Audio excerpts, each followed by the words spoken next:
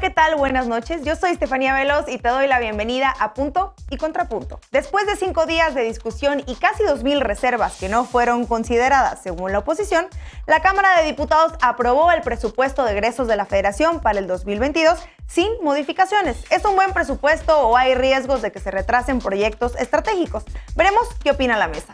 El nuevo titular de la Unidad de Inteligencia Financiera, Pablo Gómez, ya está en funciones. Asegura que su cargo no será usado con venganza o con intereses políticos. Aún falta la ratificación de su nombramiento por parte del Congreso. Veremos cómo ven este cambio las y los panelistas de la noche. Y la Organización de los Estados Americanos, la OEA, calificó como ilegítimas las elecciones realizadas hace una semana en Nicaragua. México y otras 6 naciones se abstuvieron de votar. ¿Por qué? ¿Qué lectura le dan a esto nuestros invitados? Acompáñanos esta noche, no te vayas, que ya empieza Punto y Contrapunto.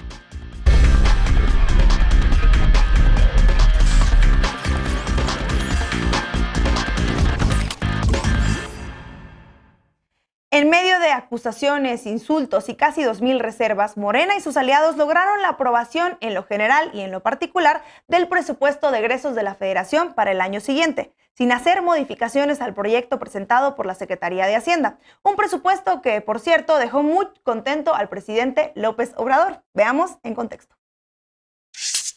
La madrugada de este domingo, el presupuesto de egresos para el 2022 quedó aprobado por la Cámara de Diputados, tanto en lo general como en lo particular, sin cambios en el dictamen, y después de 4 días de discusión, se aprobó con 273 votos a favor, 214 en contra y 0 abstenciones. El presidente Andrés Manuel López Obrador agradeció en redes sociales a los legisladores y dijo que era momento de ir a dormir con la conciencia tranquila. Agregó que el presupuesto era una buena noticia para el bien de todos y en especial para 25 millones de familias pobres y de clase media que se beneficiarán con programas sociales. Aunque se presentaron 1,994 reservas al proyecto, se informó que los coordinadores parlamentarios determinaron compactar un número importante de ellas para agilizar la deliberación del dictamen. El gasto neto total para el siguiente año será de 7.8 billones de pesos, lo que representa un incremento en términos reales de 8.6% con relación a lo aprobado para 2021. La semana pasada, tras aprobarse el dictamen en lo general, con 274 votos a favor y 219 en contra, las bancadas del PRI, PAN y PRD pidieron que se tomara en cuenta su propuesta de presupuesto alternativo, pero esto no sucedió. El presupuesto contempla una reducción de recursos al Instituto Nacional Electoral por casi 5,000 millones de pesos y al Poder Judicial por casi 3,000 millones. El consejero presidente del INE, Lorenzo Córdoba, dijo que este recorte pone en riesgo la realización de la consulta de revocación de mandato y que analizarán acciones jurídicas, mientras que el titular de la Suprema Corte de Justicia, Arturo Saldívar, dijo que aceptarán la decisión del legislativo, aunque la falta de asignación de estos recursos afecta la tercera fase de la implementación de la reforma judicial. Punto y Contrapunto. Y para debatir esta noche nos acompaña Lisa Sánchez, directora general de México Unido contra la Delincuencia. Buenas noches, querida Lisa, bienvenida. ¿Cómo estás, querida Estefanía? Yo aquí ya inaugurando la temporada de frío en este lunes de puente. ¿Cómo están? Buenas. Mucho frío, efectivamente. Alfredo Lecona, activista y analista. Buenas noches, Alfredo, ¿cómo estás? Hola, buenas noches a todas y todos. Eder Guevara, fundador de Morena y antropólogo. ¿Qué tal, Eder? Buenas noches. Hola, querida Estefanía, un gusto verte conduciendo y sí, también ya con bastante frío por acá. Muchas gracias. Y Dolores Aragón, académica e investigadora. Buenas noches, Dolores, bienvenida. Dolores. Gracias, Estefanía. Muy buenas noches a todos y a todas. Emocionada porque hay puente más.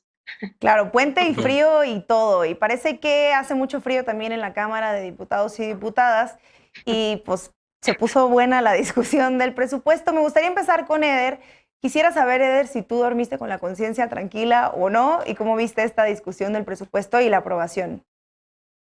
Sí, pues una de las grandes batallas de el grupo de Claudio X González era quitarle la mayoría a la Cuarta Transformación para justamente disputar este presupuesto, ¿no? Me da mucha gracia y algo de lástima el papel que ha jugado la oposición queriendo chantajear al gobierno de México con el asunto de la reforma eléctrica, que si no hubo acuerdo con el presupuesto, entonces no habrá acuerdo con la reforma eléctrica, tratando como de conducir a la Cuarta Transformación hacia donde ellos son especialistas, ¿no? Siempre se negociaban los presupuestos de la gente para poder tener algunos privilegios de la clase política y verles el rostro después de la aprobación, pues está claro que que no lograron su objetivo, los del PRIAN, algo que han señalado los organismos financieros internacionales, el Fondo Monetario Internacional, cada que hace una estimación del crecimiento de México, le incrementa su estimación de crecimiento para este año, para el año próximo, y lo que siempre reconocen con el gobierno de Andrés Manuel es la responsabilidad en las finanzas públicas y también la capacidad que ha tenido el gobierno de la Cuarta Transformación en la recaudación.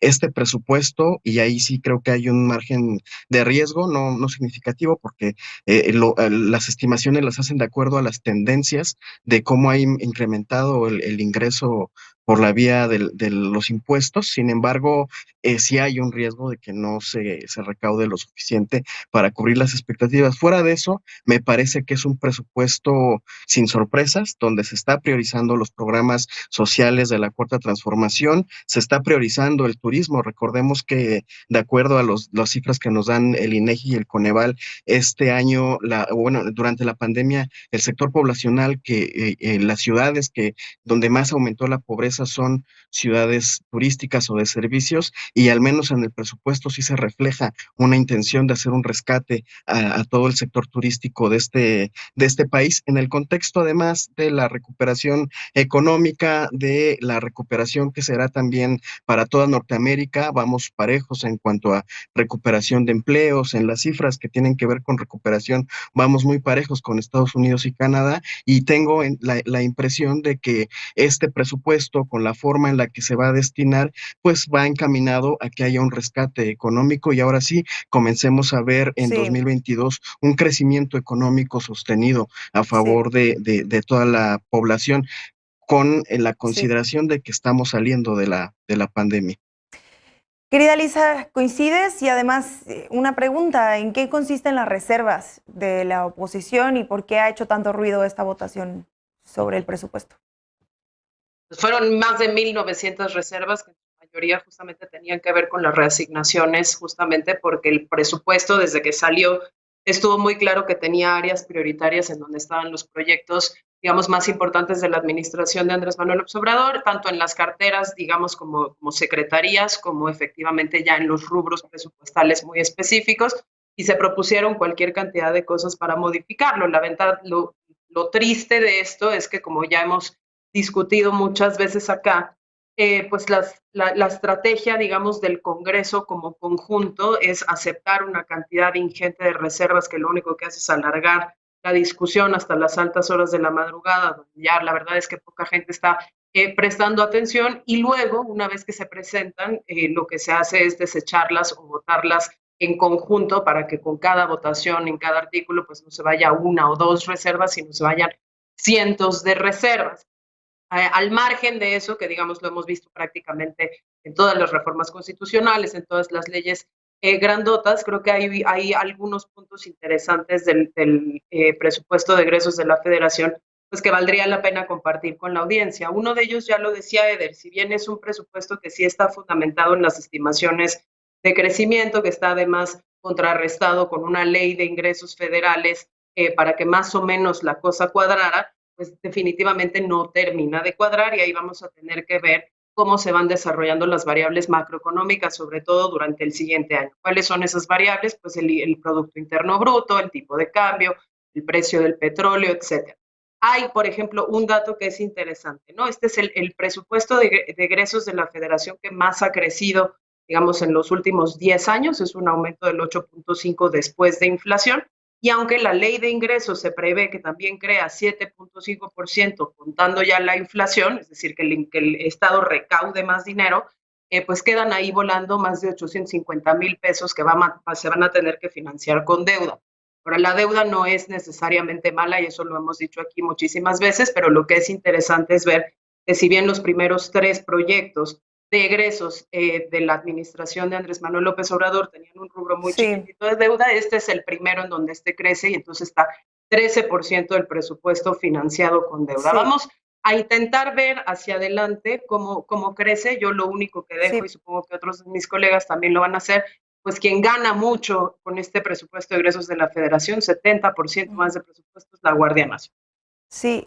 Alfredo, en esto que decía Lisa sobre la Guardia Nacional, me imagino que estás pues de acuerdo, pero la otra pregunta es, parece que hay una discusión acerca del mayoriteo que hubo en la Cámara, sin embargo, la narrativa de la oposición era que le habían arrebatado la mayoría a Morena, entonces parece que hay ahí una disparidad entre el discurso y las acciones. No, pues creo que siempre estuvo claro que pues para una cuestión como el presupuesto bastaba la mayoría simple y digo, es incontrovertible. Me pregunta si estoy de acuerdo o no con lo que dice Elisa, pues es también incontrovertible. El aumento a Sedena está ahí, a la Guardia Nacional está ahí.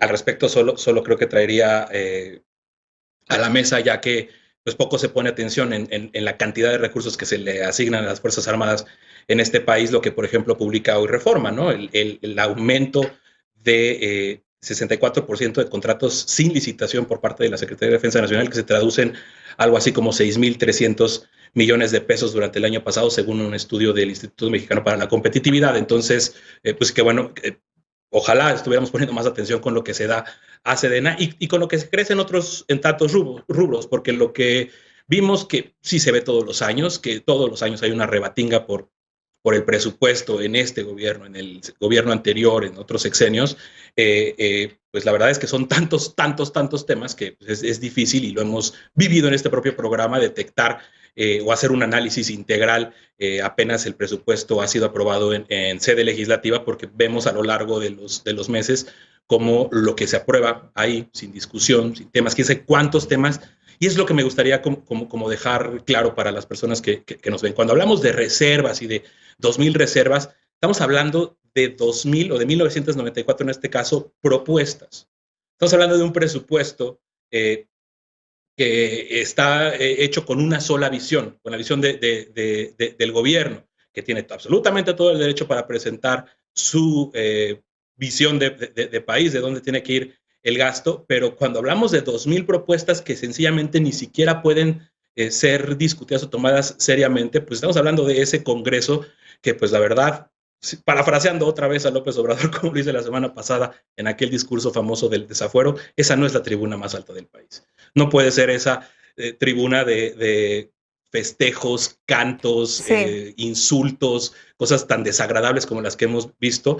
Y por supuesto Sí. que todo está concentrado y no podremos ver todos los rubros, y es una visión muy corta la que Sí. podemos hacer tanto nosotros como los legisladores o las y los Sí. legisladores en el momento en el que vemos que pues se aprueba todo Sí. de esta forma tan atropellada, tan sin Sí. discusión, sin considerar nada más. Entonces, pues Sí. digo, lamentable, todo se fue al tema del INE, Sí. donde pues por supuesto tampoco hay cifras, tampoco hay datos, son las mismas descalificaciones. Y pues eso, creo que es un Congreso que no ha cambiado en su forma de discutir y de procesar las cosas y de ser plural con esta nueva legislatura. Dolores, citando a Margarita Zavala, ¿tú estás de acuerdo con las ampliaciones y reducciones que se hicieron en el presupuesto y que creo que presentaron ahí particularmente el Partido Acción Nacional, y que de eso devino pues lo que mencionaba Alfredo, quizá una rebatinga que se viralizó en redes sociales y que dejó ver en qué estado se encuentra el Congreso y el ambiente político del Congreso?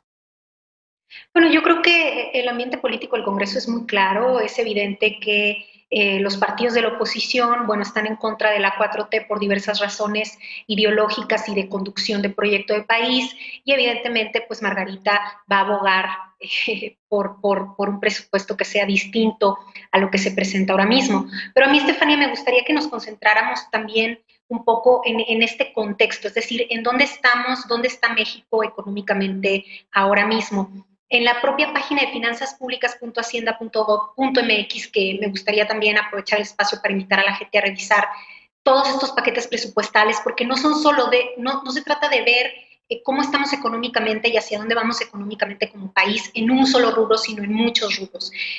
Por ejemplo, aquí se consigna en este documento, en este análisis que hace el gobierno federal, dice, en el segundo trimestre del 2021 la actividad económica en México acumuló 4 trimestres consecutivos de crecimiento y alcanzó un 97.9% del nivel observado en el cuarto trimestre del 2019.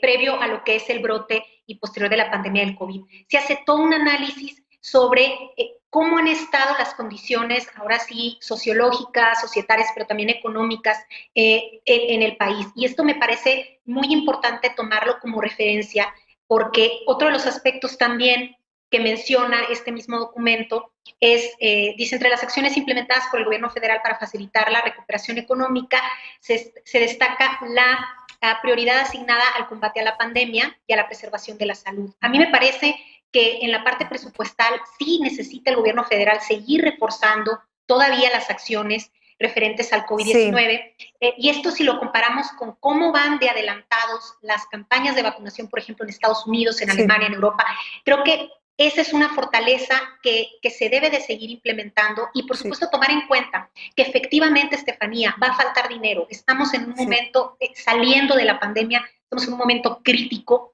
y hay que revisar muy bien, como les digo, no solo el presupuesto que se da a seguridad, que es muy importante, sino al tema de salud pública, que es aún más importante en este momento de COVID, y, por supuesto, a la recuperación de las actividades económicas. Y nada más para finalizar, respecto al INE, que le bajen dinero al INE. Hemos hablado en este mismo programa de innumerables veces, Estefanía, de la cantidad enorme que recibe el INE. Y sinceramente no estoy de acuerdo todo lo que se gastaron en la realización de las campañas políticas y ya ni decir de los sueldos. Me parece, la verdad, un exceso en este contexto de pandemia y de necesidad económica. Esa sería mi respuesta. Gracias.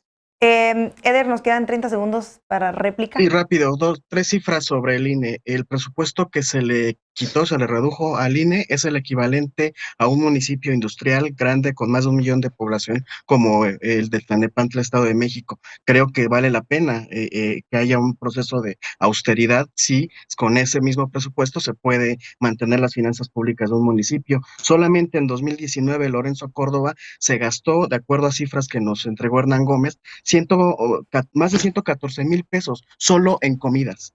Y Lorenzo Córdoba, su sueldo es de más del doble del presidente, sin contar prestaciones, sin contar gastos médicos mayores, sin contar los viáticos y sin contar el gasto de su oficina, que incluye asesores, que incluye remodelaciones de lujo, que incluye los carros y los teléfonos, etcétera. Entonces, por supuesto que es necesario que se implemente un plan de austeridad republicana también en el INE, o mínimo, si no quieren austeridad republicana, mínimo que se ajusten a los salarios de acuerdo a la Constitución, ¿no? Alfredo. ¿Y cuánto gastarían si le quitaran el salario a todos los consejeros, a todos los funcionarios, con cuánto se queda el INE, Eder? Ya que traes las cifras. Yo no estoy proponiendo que le quiten los salarios, yo creo que sí debe haber un pero vamos a programa pero al final, por eso. Pero si al final están usando el tema de los salarios para decir que hay una locura, ¿qué tiene que ver eso con 5,000 millones de pesos? Un solo consejero, por eso, 114,000 pesos en comida. Un solo consejero. ¿Dónde están? En una situación de crisis económica. ¿Dónde están los 5,000 millones de pesos? Está bien, le están quitando al consejero, no le están quitando al consejero, están quitando 5,000 millones de pesos. ¿Quién sabe de dónde, que no lo saben decir? Que se ajusten, entonces, que dejen de hacer estos gastos onerosos. Y van a conseguir 5,000 millones. Ya se nos acabó el tiempo, van a conseguir compañeros, desafortunadamente, pero pues ahí está. Sí suena como mucho dinero, la verdad. Vamos a una pausa. Pablo Gómez, nuevo titular de la UIF, anunció que la colaboración con la FGR será clave para trabajar y que no habrá venganza política en sus investigaciones. ¿Qué cambios esperan en la operación de esta dependencia? Regresamos a ver qué opina la mesa de Punto y Contrapunto.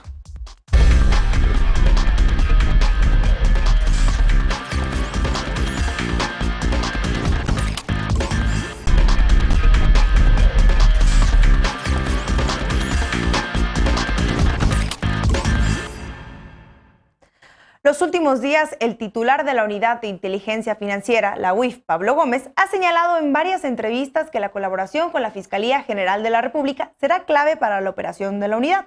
También dijo que no usará el cargo para venganza política, como ha criticado la oposición. Gómez fue nombrado al cargo el 8 de noviembre, luego de la renuncia de Santiago Nieto. Es economista y ha sido diputado federal en 5 ocasiones. Con una larga trayectoria de actividad política, es una figura reconocida de la izquierda mexicana. El pasado 5 de noviembre, Nieto y la consejera electoral Carla Humphrey se casaron en Antigua, Guatemala. El presidente López Obrador recordó a los servidores públicos actuar con austeridad y calificó la boda como un asunto escandaloso. La Cámara de Diputados tiene hasta el 18 de noviembre para ratificar por votación nominal el nombramiento.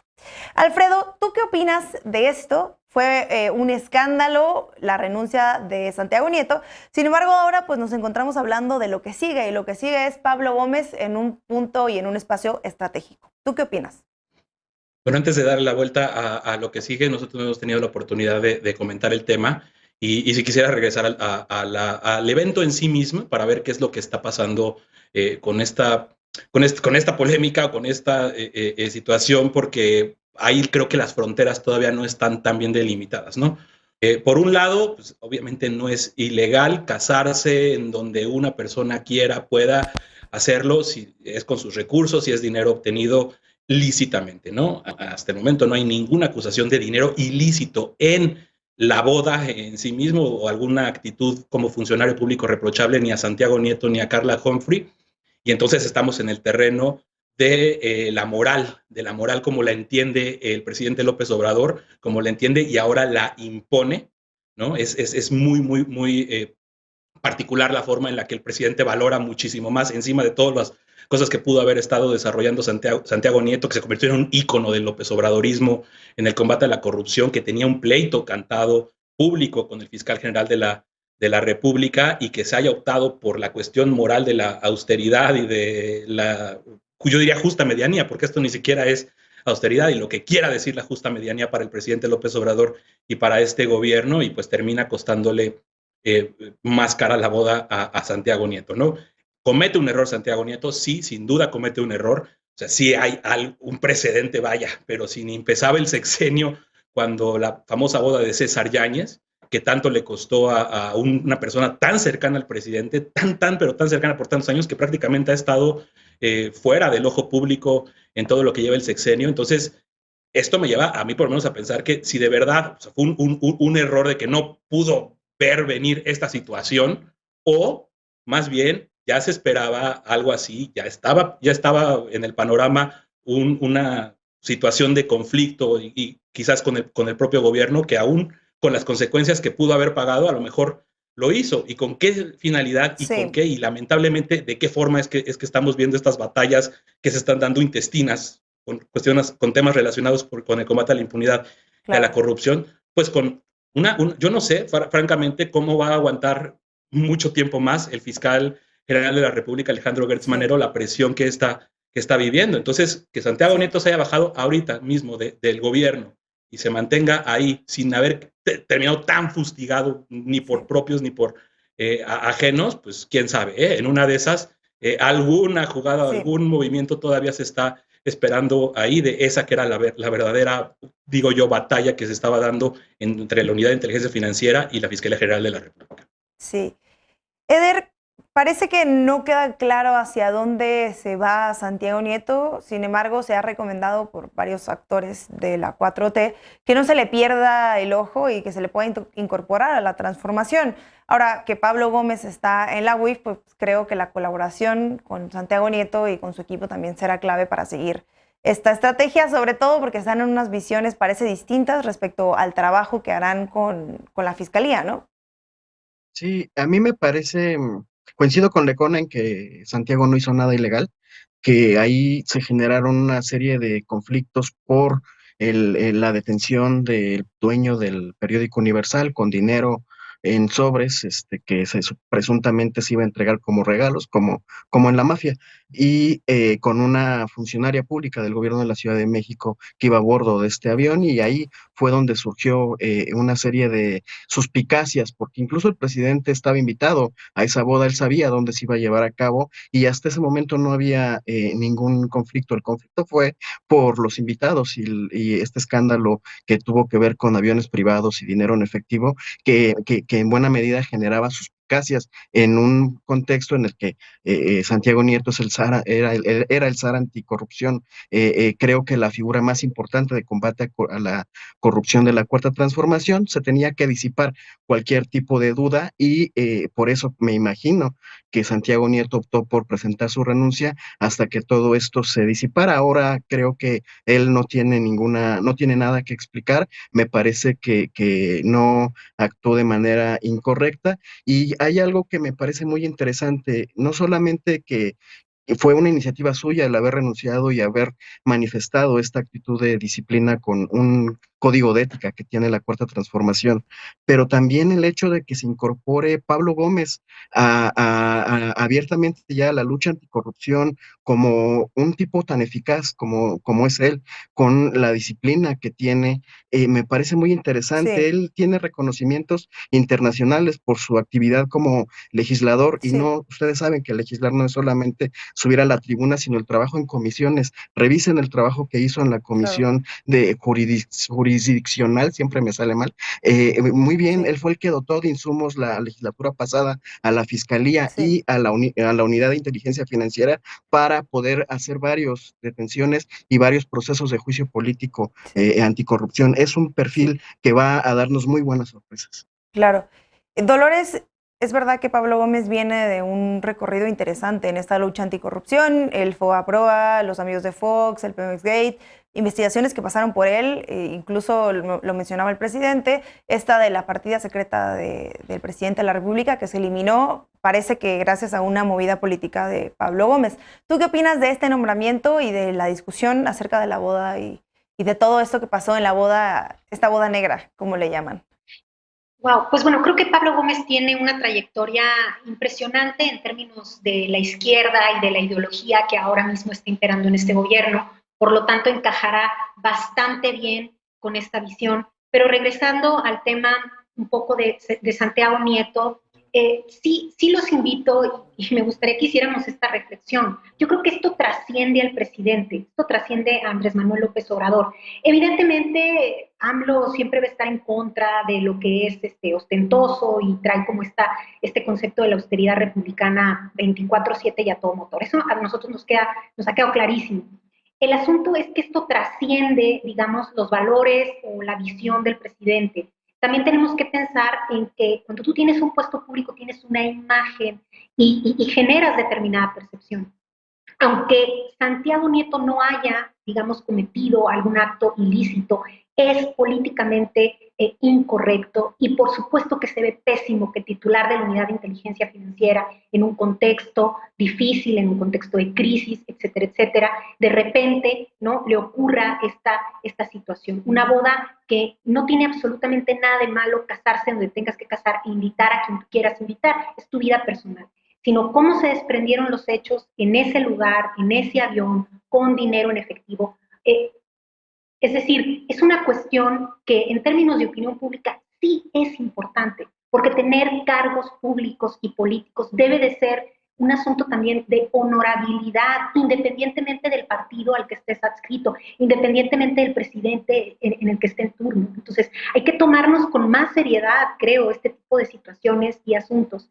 En lo personal, a mí me pareció una muy buena movida por parte de Santiago, si la llevó él a cabo o si la llevó en acuerdo estratégico con su partido y con su grupo político, sí, porque no es correcto. Y si queremos recuperar la confianza en las instituciones y en el quehacer de los funcionarios públicos de alto nivel, de mediano nivel, del nivel que sea, tiene que haber responsabilidad en tus acciones. Y sí importa a veces lo personal. Lo personal también sí es político. Es muy desafortunado, efectivamente, pero no es correcto. Y pareciese sí, que él hubiera dicho, ¿qué podría salir mal? ¿Qué podría sí salir mal? Absolutamente todo en este evento salió mal. Y sí, fue un error, quizá fue una tontería, pero esas tonterías importan demasiado cuando eres el titular de la Unidad de Inteligencia. Sí.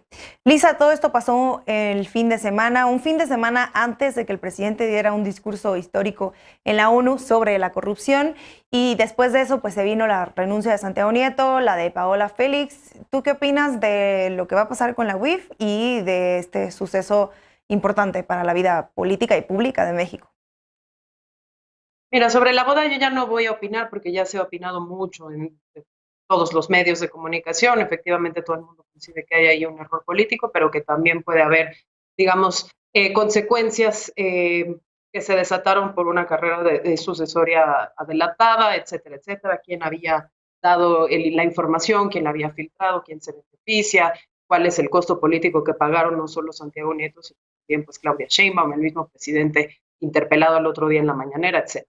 Creo que lo importante es saber a dónde va a llegar la UIF. Eder mencionaba una cosa y la nota lo consignaba al inicio que es importante, y es que si bien todos sabíamos que la UIF por su titular no se llevaba bien con la FGR por su titular y que había ahí un pleito peleado de gatos, pues una de las cosas que se resaltan en todas las entrevistas que ha dado Pablo Gómez, el nuevo titular de la UIF, es que va a buscar una nueva colaboración con la Fiscalía General de la República a través de un nuevo convenio de colaboración que actualice el tipo de instituciones que son las dos instituciones en este momento y que lo hará además con otras dependencias del gobierno federal. Y creo que ahí es donde está lo interesante. ¿Qué pasó con la función pública después de Irmeréndira Sandoval? Nada. ¿Qué ha pasado con el SAT después de Santiago Nieto? ¿No? Porque esto al final del día, pues, ¿qué ha pasado con la Secretaría de Hacienda? En realidad poco, y si lo ligamos con la discusión anterior, pues la discusión anterior lleva menos dinero a muchas de las dependencias con las que Pablo Gómez quiere firmar nuevos convenios de colaboración y quiere hacer trabajo de manera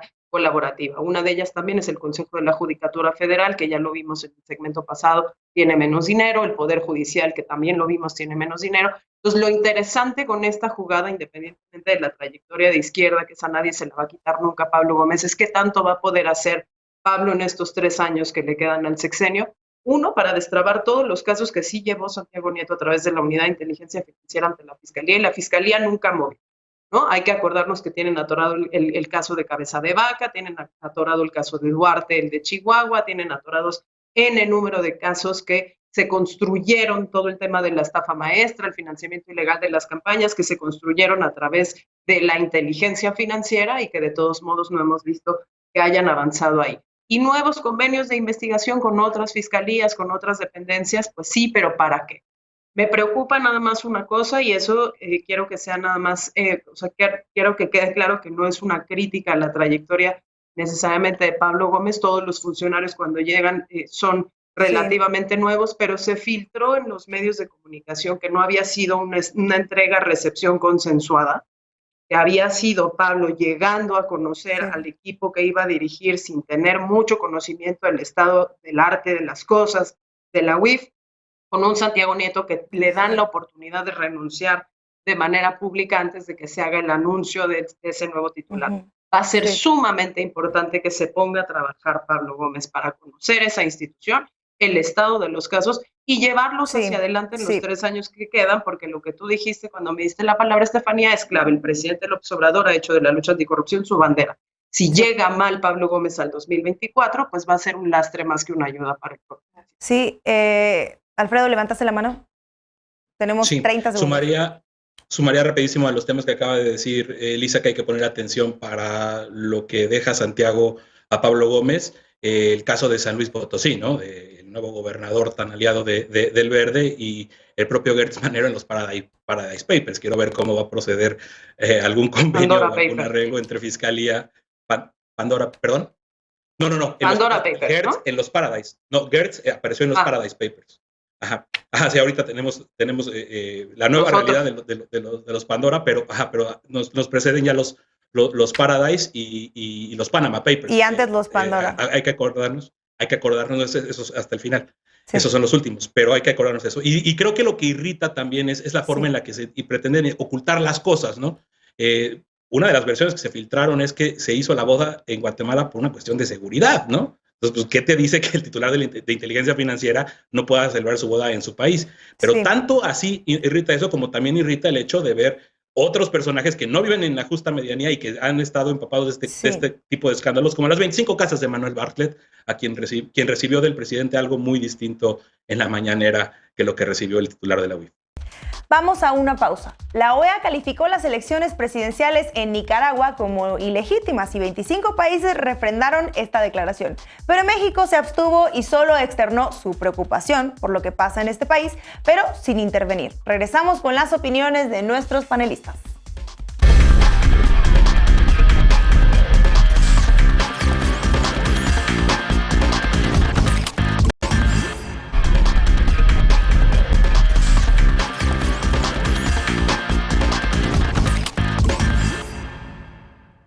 La semana pasada, durante su 51 Asamblea General, la Organización de los Estados Americanos aprobó por mayoría una resolución en la que se considera como ilegítimas las elecciones presidenciales en Nicaragua, en las que reeligió Daniel Ortega. México, bajo la política de no intervención, se abstuvo a apoyarla. Veamos en contexto. Este viernes, la Organización de los Estados Americanos determinó que las elecciones presidenciales realizadas el 7 de noviembre en Nicaragua no fueron libres, justas ni transparentes y no tienen legitimidad democrática. En el proceso, Daniel Ortega, que permanece en la presidencia desde 2007, se presentó a las elecciones como candidato del partido Frente Sandinista de Liberación Nacional y logró la reelección por cuarta vez consecutiva con el 76% de los votos según el Consejo Supremo Electoral de Nicaragua. Previo al proceso, el régimen de Ortega detuvo a 7 personas aspirantes a una candidatura presidencial y al menos a 40 otros líderes opositores a quienes se acusó de traición a la patria e intento de golpe de Estado. Durante la 51 sesión de la Asamblea General de la OEA, la mayoría de países integrantes votó por adoptar la resolución sobre Nicaragua. 25 naciones votaron a favor, Nicaragua votó en contra, San Cristóbal y Nieves fue el ausente y Honduras, México, San Vicente y Granadinas, Santa Lucía, Belice, Bolivia y Dominica se abstuvieron. La resolución señala que las instituciones democráticas de Nicaragua han sido seriamente socavadas por el régimen de Ortega. El gobierno de México señaló que se le ha externado al gobierno de Nicaragua su preocupación sobre las elecciones recientes y especialmente la situación sobre la libertad de expresión y la participación política de su ciudadanía. La posición oficial de nuestro país ha sido no apoyar las decisiones dentro de la OEA encaminadas a aislar, intervenir o imponer algún tipo de sanción a un Estado miembro. Punto y contrapunto. Querida Lisa, quiero empezar este tema contigo. Se ha dicho mucho de la OEA, ha dejado mucho a desear también en las conversaciones internacionales. Me parece que se había concentrado durante mucho tiempo en Venezuela, en Bolivia y pues ahora le toca a Nicaragua. ¿Tú qué opinas de este tema y el papel que está jugando México en la discusión?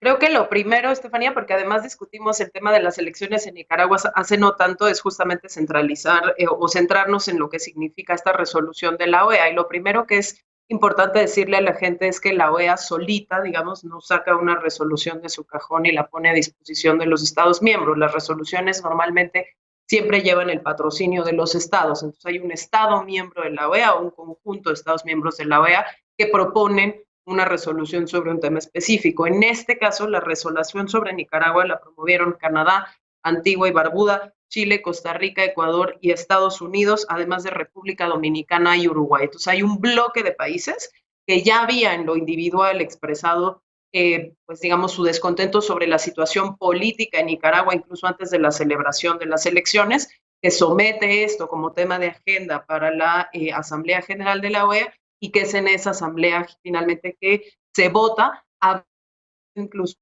pronunciamientos de países en lo individual. Platicábamos justo la semana pasada que había habido pronunciamiento por lo menos de 5 expresidentes de la región, había habido un pronunciamiento muy importante que ya tal cual le llamaba autoritario al gobierno de Ortega por parte de la Unión Europea, había habido un posicionamiento por parte de la administración Biden y así se dejaron venir, digamos, como en cascada una serie de pronunciamientos, incluso sanciones económicas para esto. ¿Qué importa de esta resolución? Pues que el Consejo Permanente de la OEA va a tener que evaluar la situación de Nicaragua, va a tener que entregar un reporte el 30 de noviembre y sobre las conclusiones del reporte entonces se tomarán decisiones que los países pueden o no acompañar. Que México no lo haya apoyado a estas alturas del partido y de su labor en la OEA no me sorprende.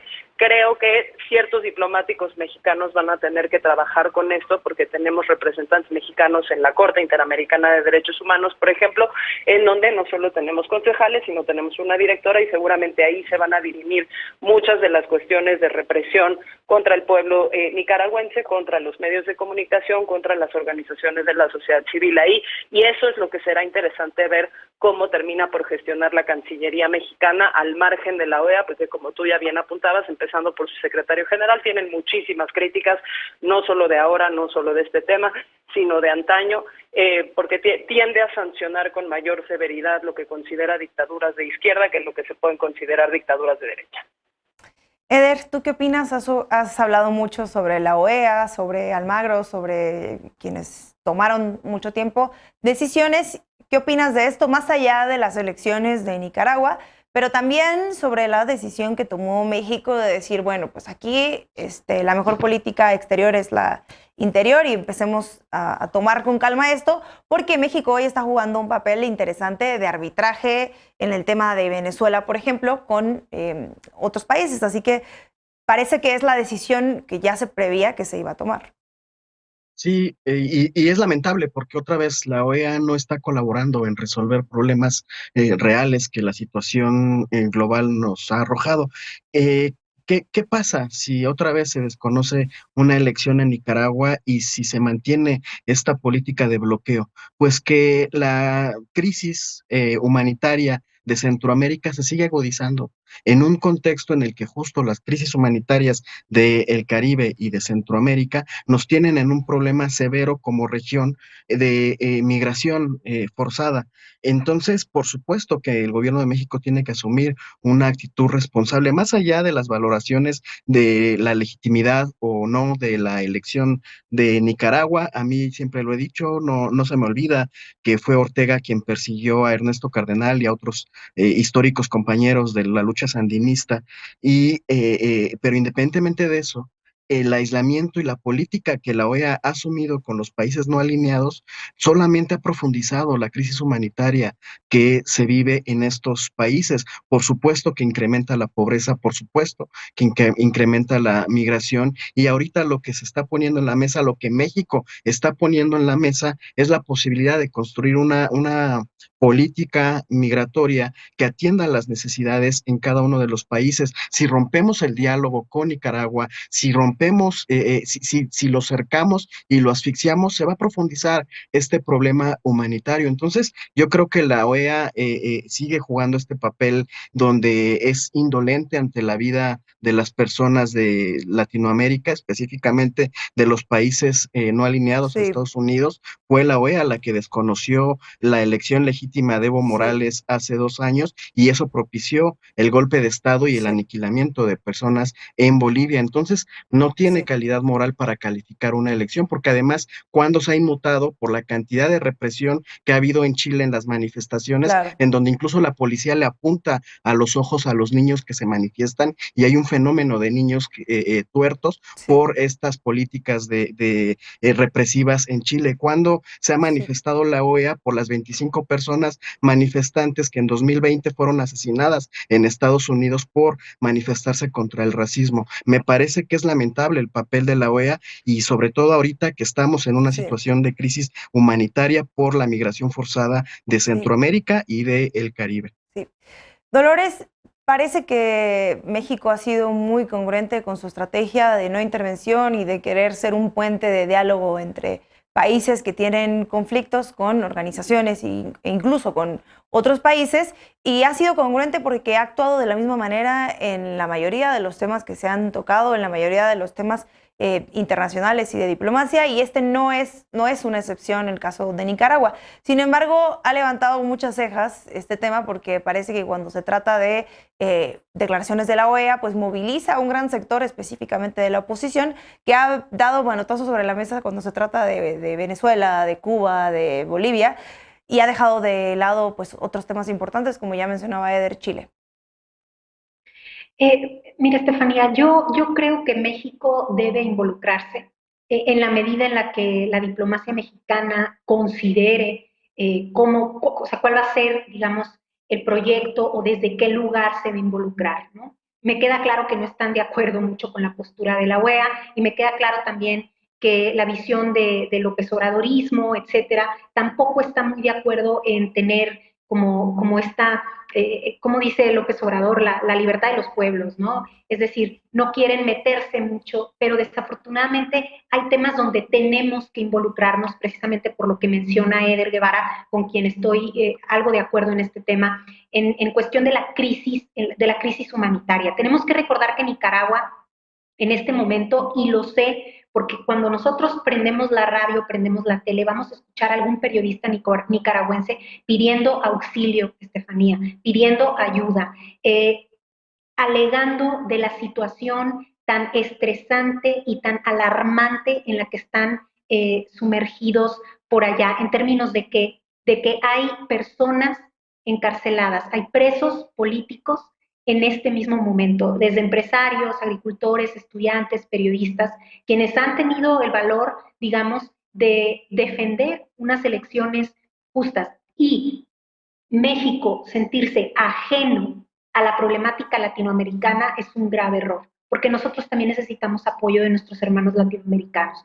Y en segundo momento, también esto va a incrementar la crisis humanitaria, porque si estas persecuciones políticas siguen, si las condiciones socioeconómicas siguen de este modo, la gente va a querer migrar evidentemente por necesidad. Y ya no solo sería Nicaragua, sino que tendríamos a varios países en un contexto de crisis. Entonces, también ahí nos preguntamos, uno, ¿para qué está la OEA? Entonces, para reunirse, votar, sancionar diplomáticamente, políticamente, pero ¿qué acciones precisas y conjuntas se van a realizar? Sale una declaración, por ejemplo, de Joe Biden, ¿no? Instando en contra del gobierno de Nicaragua, etcétera, etcétera. Sí, pero ¿de qué manera Joe Biden y la presidencia de Estados Unidos entonces va a ayudar a los países latinoamericanos y centroamericanos en este tipo de situaciones, digamos, de crisis humanitarias? ¿De qué manera México también va a intervenir? Porque aunque no lo hagan diplomáticamente, en las acciones lo van a tener que hacer cuando las personas deseen migrar. Entonces vamos a escuchar a nuestros hermanos y hermanas nicaragüenses y por supuesto darles el apoyo político que necesiten, pero con acciones precisas. Y desafortunadamente no lo estamos viendo.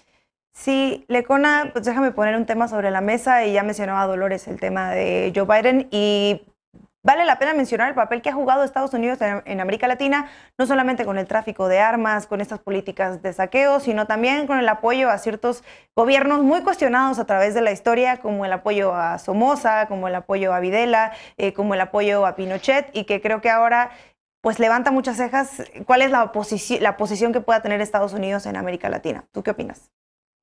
Sí, yo justo la semana pasada que hablábamos de la elección, cuando aquí se intentó como decir, es que hay dos versiones de las cosas en Nicaragua. Yo lo que decía es, tanto se tiene que reconocer, recordar y tomar previsiones con los Estados Unidos por el papel que han jugado desestabilizando la región históricamente, como también no se puede hacer de lado el hecho de que se está viviendo un autoritarismo pleno en Nicaragua, y que la elección fue, por supuesto, que una expresión más de ese autoritarismo, con todo el contexto que hubo en torno a la elección, la cantidad de medios de comunicación que fueron tomados por la policía, los opositores políticos encarcelados, las leyes que se aprobaron justo para limitar la participación política y de hecho la participación ciudadana, la cantidad de activistas que se ha detenido, incluso torturado. Entonces, eso es lo que está pasando. Yo lo que no entiendo es esta manipulación a conveniencia del no intervencionismo, ¿no? Porque cada vez que hablamos de un tema internacional sale a conveniencia de lo que quiera decir el gobierno, de lo que el gobierno quiere, este gobierno quiere hacer o no en determinados lugares de la región. Esta doctrina Estrada que se reinventa, o que le reinventa el presidente cada que puede, pues no fue igual en el caso de Bolivia, ¿no? En el caso de Bolivia, cuando fuimos a rescatar a Evo Morales, que yo no lo condeno, pero ni en lo más mínimo, creo que es algo que se tenía que hacer. No es lo mismo en el caso de Cuba, y lo vocal que ha sido el presidente López Obrador para referirse a los Estados Unidos precisamente de todo esto. Es falso, y ojo, nada más para que no quede ahí un dato, porque tampoco hay que andar dando datos que no. Es falso que la OEA no haya condenado la represión de las manifestaciones de Colombia, en Colombia y en Chile. Ni yo soy un partidario de Almagro, ni de la gestión de Almagro, ni mucho menos, pero nada más no hay que decir cosas que no son, porque en efecto no es responsable. Aquí lo que tampoco ha sido, de lo que no ha sido tampoco responsable nuestro país es de marcar la diferencia, es de ser parte de estos órganos y decir las cosas que están pasando, pronunciarse al respecto, porque no nada más es no votaron la resolución, es que México no ha dicho ni una palabra de lo que pasó. No necesariamente tiene que ir a validar, si no quiere, lo que está sucediendo con la OEA, porque hay un plan detrás de Estados Unidos y no hay que apoyarlo y hay que cerrar las filas. Es que no han empezado, nuestro gobierno, ninguna otra vía, ni ha dedicado una sola palabra a lo que pasó en Nicaragua, y de eso ya no nos podemos seguir haciendo como que no pasa. Un liderazgo tiene que contemplar las violaciones de derechos humanos que se cometen Sí. en la región. Bueno, pues ya se nos acabó el tiempo de este bloque. Vamos a un corte y regresamos con la paparrucha.